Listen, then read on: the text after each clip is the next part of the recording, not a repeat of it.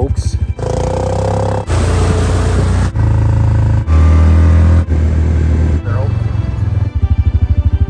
Here we are. This is where Mountain Park stood for 40 years.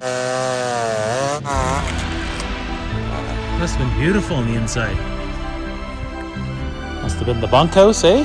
For the men? That's crazy steep. Okay, could this be the old tree right here? I'm gonna go and try to find the spot where Charles Leeds camping with his family in the 1920s. It's cool. Well, I got no back brakes, no engine braking, don't even have a seatbelt. Little baby Mary, she died in 1925. Shit, Andy, what are you doing? Whoa, what is he doing? Whoa, whoa, whoa!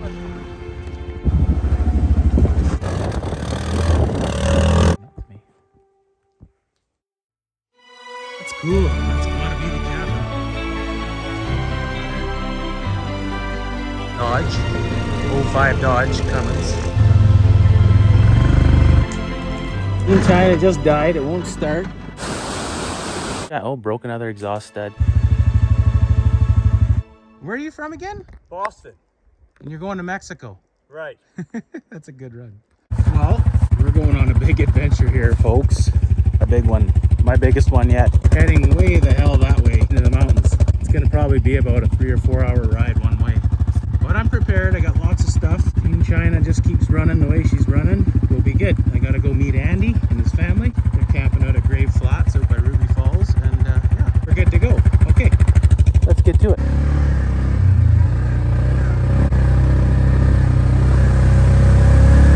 Well, snow up in the mountains. I'm not surprised at all. Just rained for a couple of days. Everything's staying intact. If it didn't fall out on that trail back there, it's all steep and rutted and roots. And well, Team China, you're going the wrong way. We're going that way. See lots of snow in the mountains there. August. They're burning up over in BC right now. Here we are. We got snow in Alberta. Well, we're at about 50 some kilometers, just a little over 50 maybe. So Team China's doing good. The back suspension is bagged, sagged out, whatever. It needs new shocks. This is where Chevelle and I came down this road for her 14th birthday. Happy birthday, dear Chevelle. Happy birthday to you. Okay, come blow them out here. See, they've done some logging since then. Crazy what goes to waste there. That's where I camped, is up in those trees. Let's go check it out. I don't think I've ever come in here in the summer. I was gonna drive in here, but we're just gonna take the old bear spray, the expired bear spray, and walk in here. Wow, that's crazy. The snow must have been darn deep in here because we walked through this, and yeah, Chevelle was walking through here too. Jeez, I remember it like it was yesterday.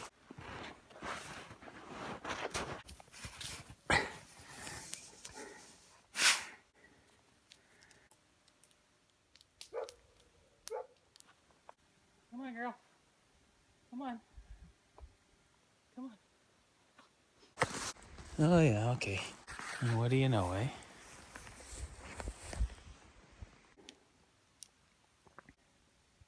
Where do we have our little fire? I think it was right here. Yeah, right in here. Can hardly even tell. There's our logs that I would have had kicked out of the fire. Yeah, that's when I had the old Husqvarna L65. I was just getting into old vintage chainsaws.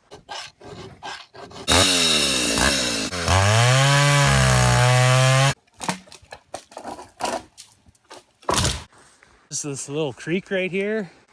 This is going to be the type of a camp where you come in with a Jeep, you know, because this road is way too greasy to haul a camper. Like, when it's dry, that's fine, but good luck getting out of here if it rains. But I'll be able to come here for a winter camp. And yeah, look at that. You got a little creek there. Boy, they're sure running dirty now with all the snow we got. Okay, let's get going.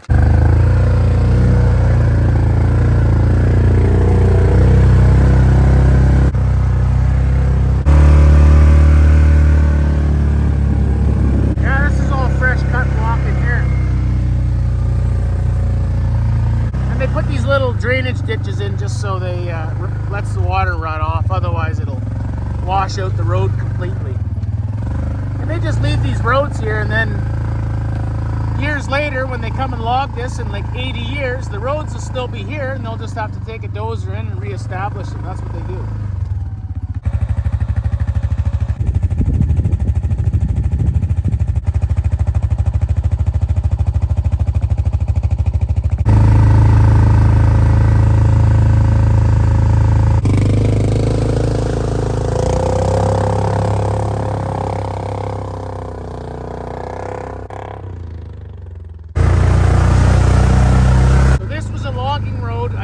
Like in the early 80s, late 70s, something like that. Deeper.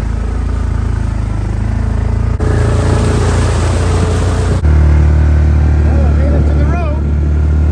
Cataman's just over there.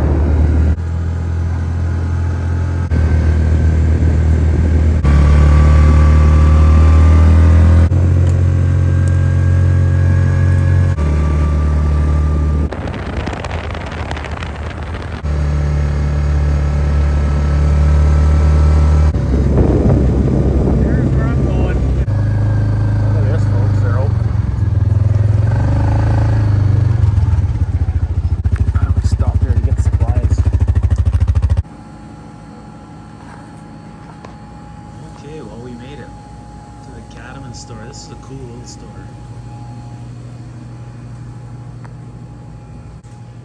Mountain Burger, Mountain Park Burger, whatever you call it. This is from when this was a town.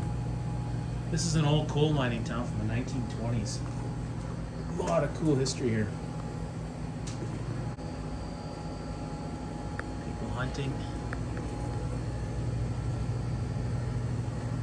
Biggest rams in the world live right around here. And the coal mine I worked at is right next door to here.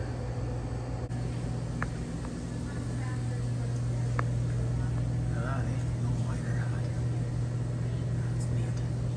Old army helmet, World War I and II, I guess. They used it as Tommy hats. Holy moly, what's that hat? Never seen one of them. Looked like Freddy Krueger's hat. Oh man, this is gonna be good. What a view. My beer. Here's the mine I used to work at. That was the older pits.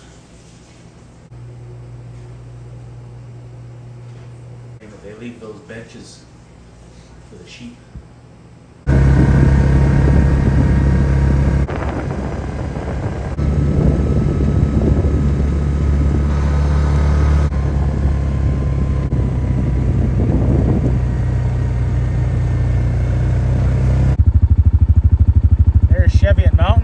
I worked right at the base of that mountain. That's where the coal mine is that I worked at. And then this is the old mining shaft coming up here from the 1920s.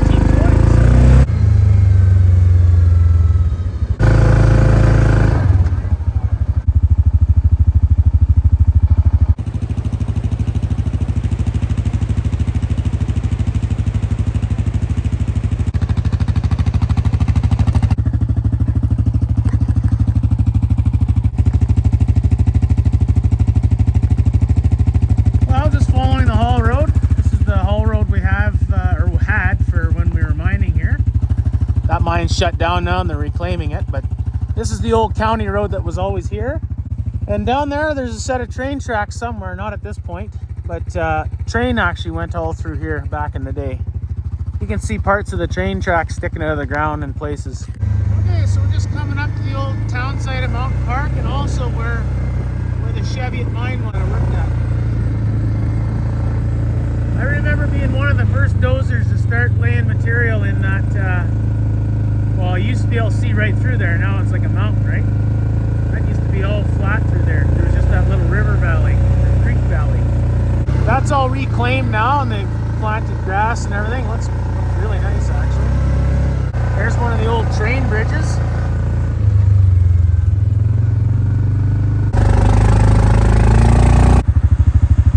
That's our old shovel 10, a P&H 4100 XPV. Yeah, I think that's what's left of it. But anyway,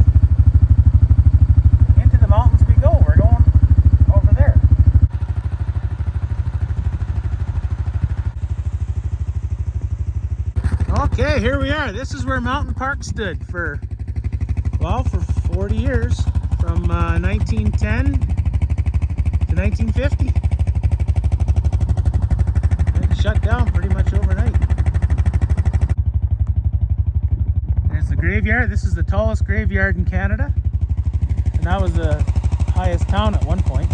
You can see the old roads and stuff there still.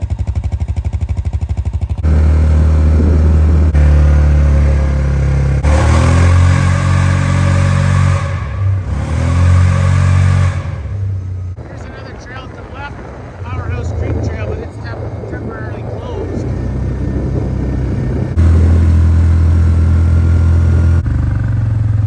Nice out the back, eh? Not good.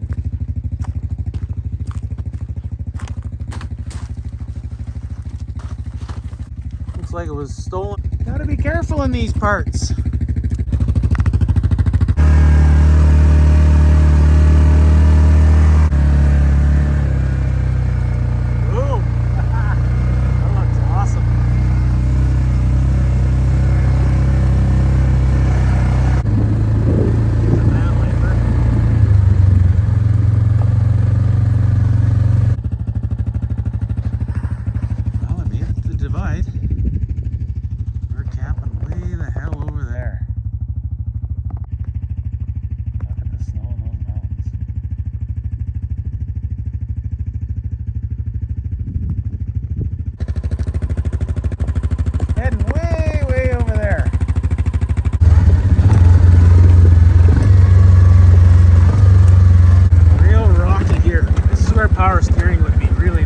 So I made my way down the switchbacks and I wanted to go into a trail called Box Canyon Trail, aka Cardinal Headwaters Trail.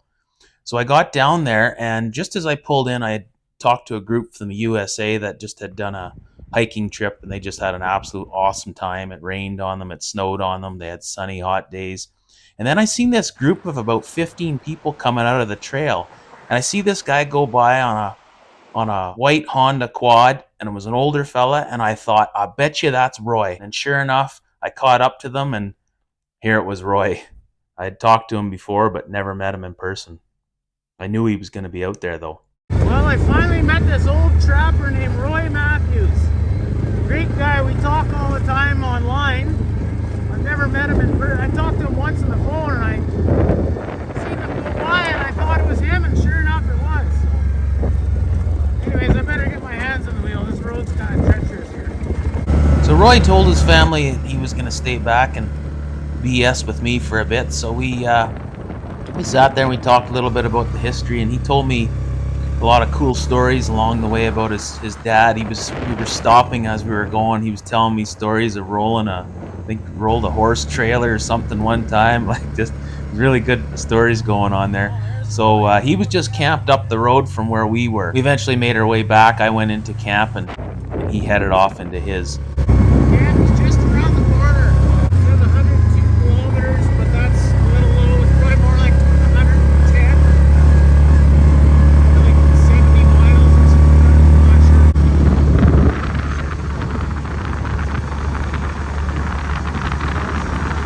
Well, I made it to Andy's camp. I don't know where Andy is.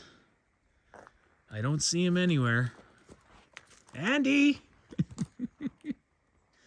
There's his side-by-side. He's somewhere. I'll find him. The kids were like, when I drove by, they're like, holy, look at all the stuff he's got. $260 worth of gas. Team China made it. What do we got here for kilometers? It says 105. That's probably about 115. Andy was wiggling the steering wheel. Look at this. He noticed this.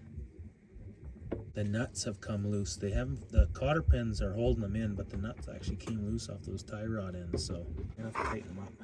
Well, I went 116 kilometers. I forget how many miles that is. 70 or 80, something like that maybe. And this thing's 22.7 liters, 6 US gallons, and I still have, that much in the bottom. So this thing's awesome on fuel, actually. That's really good. Lots of big hills too. I mean, plus we're in the mountains. Yeah, can't complain. Plus, it's got a huge load that I was carrying.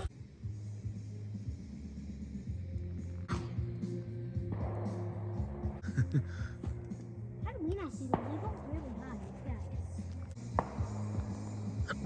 Oh, there they are. Yeah, I see them now.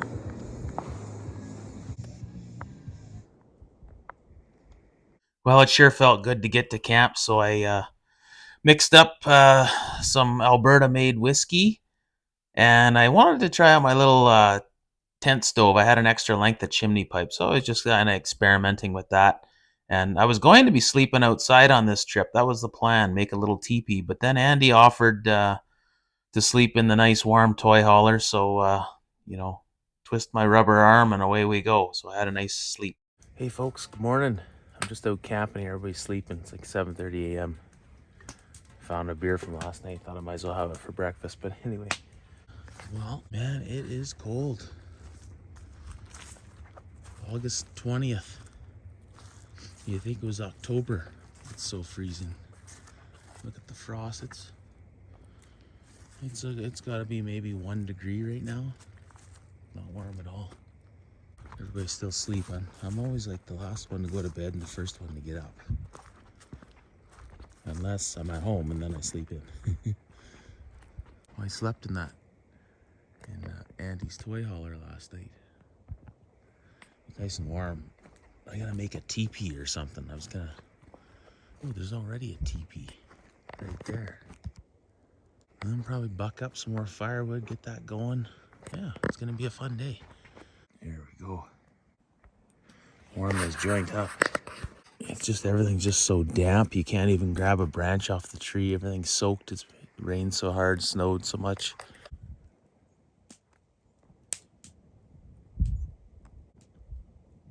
And I want to make a little outhouse out here. A lot of these camps have them, but this one doesn't. Anything that a big camper can get into, sometimes you won't see an outhouse. But for guys like me that are on the move with no toilet, I just have to come out in the bush, dig a hole and go. But it's just nice to have, especially if it's raining or something, you got a nice little outhouse. Yeah, look at this sucker, eh? Twisted and broke. She'll make nice fire for a while. So yeah, little Mac is gonna buck that up a little bit later. But now I gotta get my little shelter or something built, and I gotta we'll see, maybe we'll just go for a ride today. Don't want to waste it all day out at camp, we want to get on the trail. So I get showered, I gotta go down to the river and get myself some water. I don't have a whole lot of water left. Yeah, it's gonna be a good day. Okay, folks, well, I noticed a broken exhaust stud last night. I just put new ones in, but it broke another new one. The Rhinos were famous for this too. Anyways, I was able to get it out, I should say, and got it changed. And I had some exhaust studs here in stock. I got a spare starter, water pump, mechanical seal for the water pump. I got lots of stuff. So then last night, Andy noticed that my tie rods were loose. Look at this nut. Look at this. Like it's loose. Now I always keep up on this stuff usually, but I did notice this thing had some play in it, and I moved it up and down and there was no play. So I thought, oh, maybe it's just a little bit dry. So I took a needle greaser and I put grease in there. But I guess that's a lesson for me that I'm gonna have to just watch the nuts. The nut had actually backed off and you didn't notice it until you move the steering wheel a little more.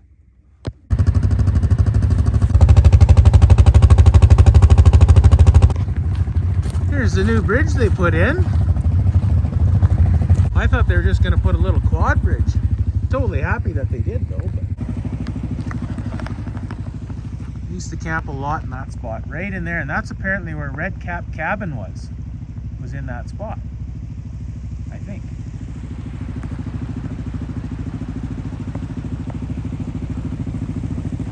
This is a cool little camp. Camped here quite a few times. Have you ever been up that trail that goes through there? That takes you to Red Cap Trail there. Yeah, I think we followed it one time. And then supposedly this is where Red Cap Cabin was. And I don't know if it was right here or if it was down over in there, but there's that big hole over there, eh? So this is the hole I'm talking about. We always had it ribboned off. Yeah, I see it's all got logs and stuff in there, eh? So maybe it was a food cache. like a cellar, you know, for food. But yeah, it needs to be ribboned off again there. Oh, mile 11. Because 12 is just up there. Maybe that's what that is. I don't know.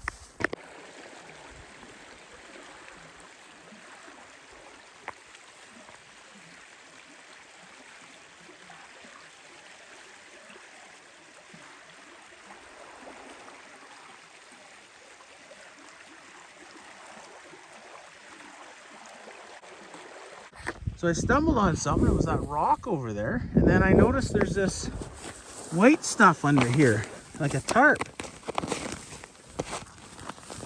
Buried by more rocks. Like holding it down, right? Boy, that's been there a lot of years, eh? So I think what this might be is, I seen this just on the other side of, they got staked down? Yeah, they do. So it has to be some kind of a marker for forestry of some sort. We'll have to, I'll have to ask those forestry guys. But yeah, holy, look how long that's been there, eh? That's been a while. Huh.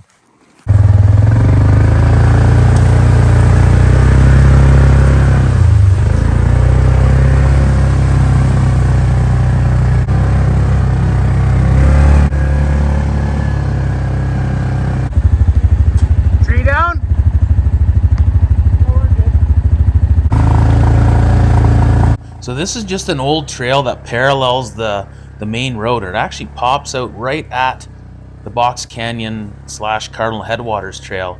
And it's just a really cool, tight little trail. It's got a couple little mud holes, nothing too crazy. And yeah, just nobody uses it. So I think it's an old trapper trail. It's definitely super, super old. And I always try and clean it every time I go there. So it needs a lot of work for sure. A lot of people don't even know this trail is here. Cool little trail. Old Trapper's Trail. We're seeing lots of these on the, or 2 of them so far. Yeah, trappers don't use this trail anymore, I don't think.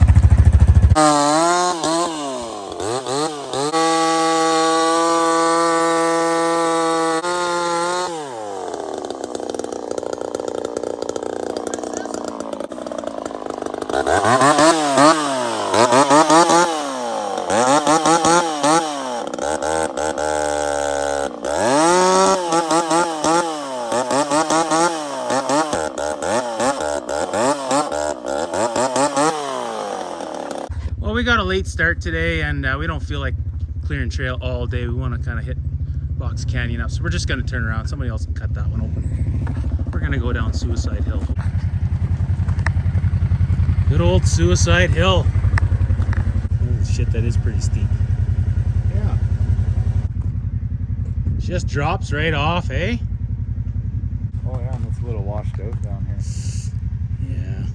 Probably not worth it. Where did that other trail go?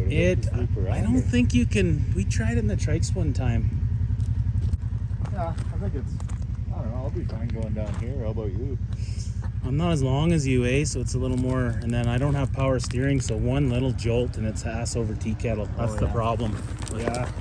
So a guy I worked with, he was coming down here, and there used to be a big rock, right? Somewhere up, halfway up this hill. Anyways, he was trying to go around it, and I think he tagged it, and he ended up rolling, and the side-by-side landed on him. So anyway, he ended up getting a airlift out of there.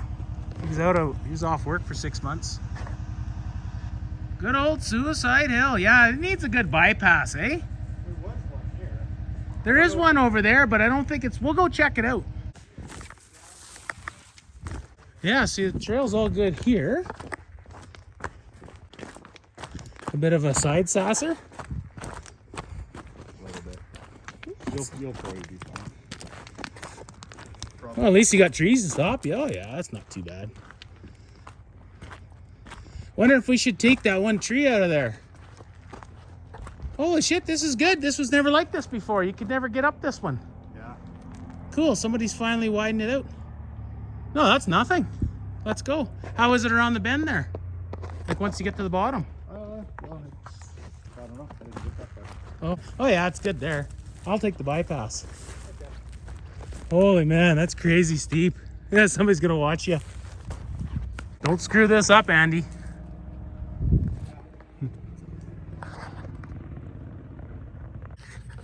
Well, Andy's gonna do Suicide Hill. And I'm gonna take the bypass. That's the plan. Here he goes. Jeez, that's crazy steep. As long as he's got traction.